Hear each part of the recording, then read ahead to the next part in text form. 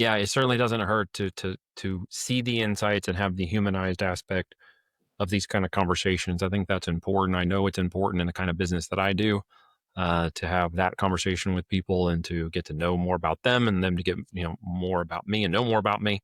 And so, part of that question you had asked about the podcasting really got down to I was asked to be a guest on a couple of podcasts prior to launching my own show, which was partly between the other podcast and launching the business one. And I thought, oh, you know what? That's actually probably a great way to have a non-threatening relationship developing aspect of my podcast with people.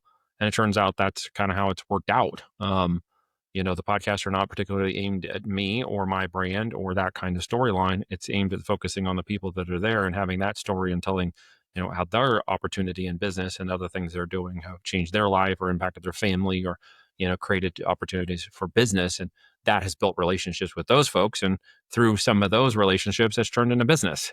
It's So as a this, byproduct, it's a happenstance, if you will. well, it's an outgrowth of good intention, in my Yep. opinion. It's, Yeah, it's a great way to when establish a relationship. when you forge those relationships from a positive, strongly built foundation without ulterior motive, that goes a long way. And, similar to, all those proposals that didn't work, yes, a lot of the conversations may just be one-offs, but like you just said, there are going to be those ones that lead to those further opportunities. But just being willing and able and present to cultivate that atmosphere again, like my dad said, that's 90% of it, and then It is. the rest of it It's who is you you. attract, right? I mean, that's what it ended up becoming with the podcast and the things that I do is really attraction marketing, and getting people to, see what we're doing, at least get them to click and decide what to go from there, and just only attract the right ones at the end of the day,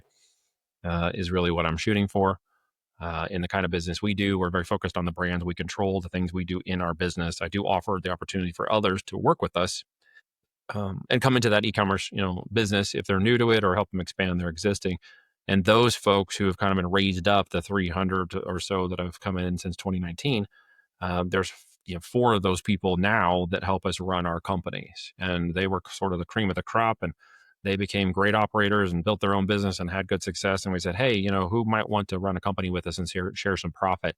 And we had a list of people come, and we kind of chose the ones we felt would be the best aptitude to work with us. And now they're working with us on building companies. And so we raised up people that we trained to become business owners instead of hiring employees.